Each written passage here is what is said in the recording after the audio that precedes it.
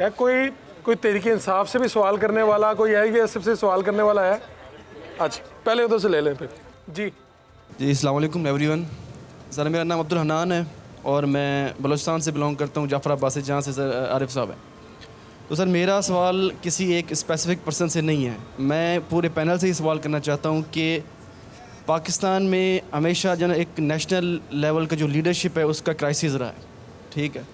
तो अब ये जो तलबा जो हमने चल रहा है हमारा सेशन, इसमें मेरे माइंड में सवाल ये आता है कि हमने इस तलबा यूनियन से, इसके ज़रिए हमने पाकिस्तान में जो एक नेशनल लेवल लीडरशिप होती है उसको कैसे डेवलप करना है, ठीक है। और उसके अंदर जो हमारा पॉलिटिकल डिवाइड है, मतलब आप देखें ना कि बलूचिस्तान के हों, सिंध के हों, पंजाब के हों या केपी के हों, कहीं भी किसी भी यूनिवर्सिटी में कोई भी स्टूडेंट होते हैं वो इतने पॉलिटिकल डिवाइडेड हैं कि वो किसी एक को फॉलो नहीं करते।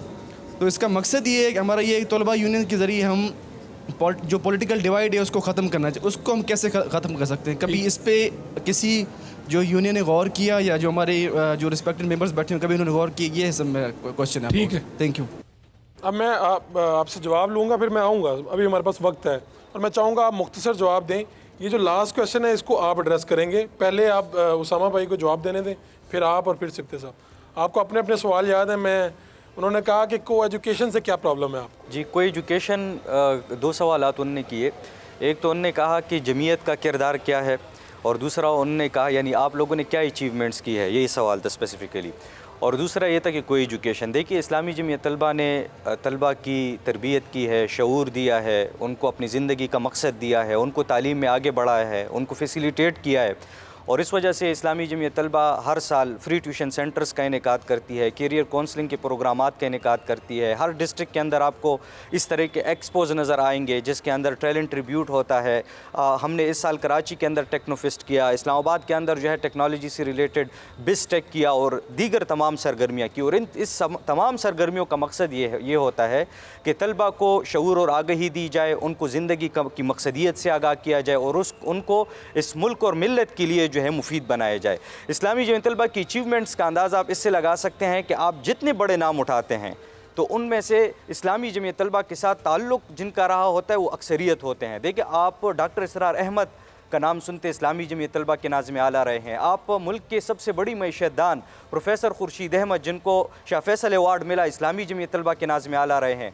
खाना काबा की तोसी का जो पूरा प्रोजेक्ट किसी इंजीनियर को हवाला किया, खुरम मुराद, जिनकी तमाम वेस्ट की कंट्रीज़ में जितने ऑर्गेनाइजेशन, इस्लामिक ऑर्गेनाइजेशंस जिनने इसकी दाग बेल डाली, खुरम मुराद, वो इस्लामी जमीयत तलबा के नाज़िम आला रहे हैं। डॉक्टर अब्दुल कदीर ख़ान इस्लामी जमीयत तलबा के से वाबस्ता रहे हैं। इसी तरीके से आप सियासत के मैदान में देखें, आपको कोई अमानतदार और दियानतदार क़ियादत मिलती है जिनके बारे में सुप्रीम कोर्ट कहता है कि अगर 62 और 63 की बात आ गई तो सिराजुल हक के अलावा कोई नहीं बचेगा। इसी तरीके से इस वक्त भी मुल्की मंजरनामा में अगर कोई एक फ़र्द नज़र आता है और कहता है कि सब जब सीटों के पीछे भाग रहे हैं और सीटों के लिए जो है वो अपने तमाम अखलाकियात की कुर्बानी दे रहे हैं और जो है फॉर्म 47 पर वो मज़े कर रहे हैं और शर्म से डूब मरने के मकाम पर जो है वो आकर वज़रा बने हुए हैं, एक बंदा नज़र आता है को कहता है कि ये सीट मेरी नहीं है, जो मेरी है वो नहीं दी, लिहाजा मैं ये वाली सीट जो कि किसी और की है वो मैं नहीं लूँगा। तो इस्लामी जमीयत तलबा के साबिक नाज़िम आला, ये पूरी कैब जो है इस्लामी जमीयत तलबा ने दी है। हाफिज़ साहब का ताल्लुक भी जमीयत से रहा है? हाफिज़ नईम उर रहमान इस्लामी जमीयत तलबा के नाज़िम आला रहे हैं, जो इस वक्त अमीर जमात इस्लामी पाकिस्तान है। इसी तरीके से आप चाहे दीगर पार्टियों के अंदर देखें जो असलन पार्टीज़ चला रहे हैं, अगर आप नून लीग की बात करते हैं उसमें अगर साद रफ़ीक है, आप PTI की बात करते हैं उसमें असद कैसर और दीगर लोग हैं, इसी तरीके से दीगर अफराद, सब इस्लामी जमीयत तलबा से। दूसरे सवाल का जवाब दीजिएगा, को एजुकेशन से क्या का मामला है? देखिए, हमारा प्रिंसिपल स्टांस ये है कि आप जो निज़ाम तालीम दे वो उन्हीं उसूलों की बुनियाद पर दे जो हमारी अक़दार है, जो हमारा उसूल और ज़ाब्ता है, जो हमारी तहज़ीब से लगा कहता है। वो तहज़ीब और वो तरीक़ेकार जो हम पर मुसल्लत करदा है वो तो हमारे लिए कामयाबी का रास्ता इसलिए नहीं हो सकता कि चूँकि ये मगरब से आया है। इसलिए आप अगर इस पर, तो बड़ा डिबेट का मौजू है, बहुत तफसील तलब है। अगर आप कोई एजुकेशन के फ़ायदे और नुकसानात गिनवाना चाहे तो हकीकत तो यह है कि अब तो वो ममालिक जिनने इसकी बुनियाद रखी है वो इससे पलटने का सोच रहे हैं। वो ये देख रहे हैं कि इसकी वजह से जो नौजवानों के अंदर जो इज़्तिराब बढ़ रहा है, जो उनकी कि वो पढ़ाई के अलावा दीगर चीज़ों की तरफ माइल हो रहे हैं, जो नुकसान हो रहा है उसकी बुनियाद पर तो वो खुद पलटने का सोच रहे हैं। इसलिए हमारा ये स्टांस है कि जहाँ पर तलबात की बहुत बड़ी तादाद है, आप देख ले, आप वुमेन एम्पावरमेंट की बात करते हैं, आप फीमेल एजुकेशन की बात करते हैं, आपको हमारी सकाफ़त का, हमारे कल्चर का नहीं पता। बहुत से लोग हैं वो इसलिए नहीं पढ़ाते कि कोई एजुकेशन है, उनको फ़िक्र होती है, तो आप क्यों नहीं देते उनके लिए अलग यूनिवर्सिटीज़, अलग कॉलेजेस के वो पढ़े? ये तो उनके लिए मौका है, इसके ज़रिए तो आप ज़्यादा लोगों को तालीम याफ्ता बना सकते हैं। उसामा साहब, कोई ऐसा क्या, मेरे जो 7 पार्टिसिपेंट मौजूद हैं, आप लोगों को को एजुकेशन से मसला है? आरिफ साहब, बिस्मिल्लाहिर्रहमानिर्रहीम, ये एक मुख्तसर जवाब यानी मैं चाहूँगा। बिल्कुल, मैं समझता हूँ ये एक बड़ा सेंसिटिव टॉपिक है और बहैसियत मुसलमान तो मैं डेफिनेटली सेकंड करूँगा अपने भाई की बात को कि इसके ऊपर बहुत ज़्यादा तलब गौर है कि आप एक ऐसा प्लेटफॉर्म मुहैया करें कि हर तबके का बंदा अपनी किसी भी बहन बेटी को जहाँ मैं भेज सकता हूँ, कोई भी आज़ादी से भेज सकता है, तो इस यकीन के साथ भेजे कि मुआशरा मेरी उस औलाद को यहाँ पे अच्छी तरबियत देगा, अच्छी तालीम देगा, ना कि ऐसा मयार मिलेगा कि जहाँ पे वो पढ़ने से भी अल्लाह माफ़ करे पीछे हट जाए, बल्कि उस माशरे को देख के ख़ुद ही इबरत आ जाए। और इस तरह के कई मौके ऐसे आए जिससे तालीम से लोग महरूम हो गए। तो मैं इस चीज़ का तो कायल हूँ, मैं ख़ुद बलूचिस्तान से हूँ, कि मैं समझता हूँ सबसे ज़रूरी तालीम बच्चियों की तालीम है। ठीक है, सबसे ज़रूरी। मैं इसी पे आपका पॉइंट ऑफ व्यू चाहूँगा, फिर मैं आप सवाल की तरफ वापस आऊँगा। जी, पीपल्स स्टूडेंट फेडरेशन जो है वो को एजुकेशन की बिल्कुल हामी है, और हम लोग ये समझते हैं कि औरत या मर्द को सिर्फ एक लेंस से देखना और उसके बाद आप सारी चीज़ें उनकी उसी लेंस से तरतीब दें, ये ज़्यादती है। जब हमारा मज़हब जो है औरत को लड़ने की इजाज़त भी देता है, औरत को सियासत करने की इजाज़त भी देता है, तिजारत करने की भी इजाज़त देता है, एक लंबी हिस्ट्री है। हमें कई ऐसी ख़वातीन का जिक्र मिलता है कि जिन्होंने अपने मैदान में जो है ना इस्लाम का नाम रोशन किया, अपने मुआशरे का नाम रोशन किया। जब हम पढ़ने की बात करते हैं तो फिर तो ये हो कि यहाँ तो फ़ौज में भी आप बोलें औरत काम ना करे, मेडिकल में भी औरत काम ना करे, मीडिया में भी औरत काम ना करे, औरत कारोबार भी ना करे, उसको घर में बिठा दें, सिर्फ घर की किचनदारी करे। तो को एजुकेशन में देखें, जब हम ये बात करते हैं, जब तक मुझे अपनी बहन पे जब एतमाद है, मुझे अपने सोशल सिस्टम पे एतमाद है, जब हम एतमाद करके उनको बाहर पढ़ने के लिए भेजेंगे, तो मुआशरे की जो टेस्टिंग है कि हालात को फेस कैसे करना है, जब वो एक मर्द और औरत इकट्ठे बैठ के पढ़ नहीं पाएंगे, उसके जहन में वही चीज़ फंसी हुई है कि मैंने एक औरत ने एक मर्द को एक ख़ास जाविये से देखना और एक मर्द ने उस औरत को खास जाविये से देखना, तो उसके नुकसान ज़्यादा हैं। तो आप को एजुकेशन के हामी हैं बस? हाँ, हम को एजुकेशन के हामी हैं। अब सवाल ये था आपसे ही, दोस्त का आपसे सवाल था, कौन से दोस्त है जी?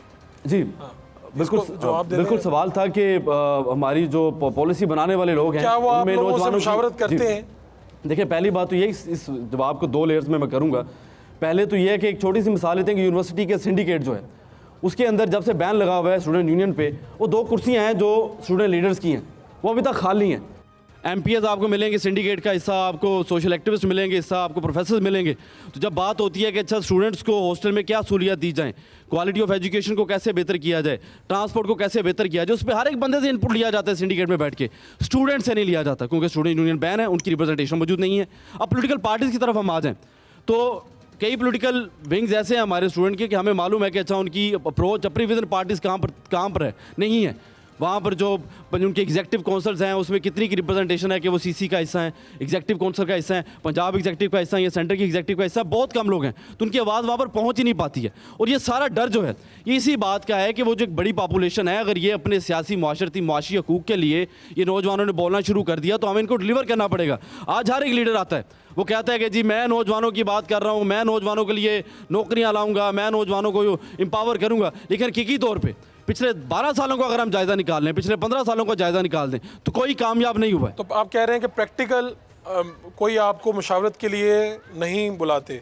देखिए, नहीं है। तो आप जहाँ पे पीपल्स पार्टी की हुकूमत है सिंध, क्या आप उसकी ज़मानत दे सकते हैं कि वहाँ पे नौजवानों को बुलाया जाता है कि इस सूबे के अंदर नौजवानों के लिए अगर कोई काम हो रहा है तो उनको इन्वॉल्व किया जाता है? मैं अगर पीपल्स स्टूडेंट फेडरेशन की बात करूँ तो हमारा जो अभी स्टूडेंट यूनियन की बहाली की बात हो रही थी, चेयरमैन साहब ने पीपल्स पार्टी की जो सिंध गवर्नमेंट है उन्होंने कैबिना में बिल मंजूर किया, असम्बली में बिल फ्लोर किया, स्टूडेंट यूनियन की बहाली जो है बाकायदा आनी कानूनी तौर पे सिंध गवर्नमेंट कर चुकी है।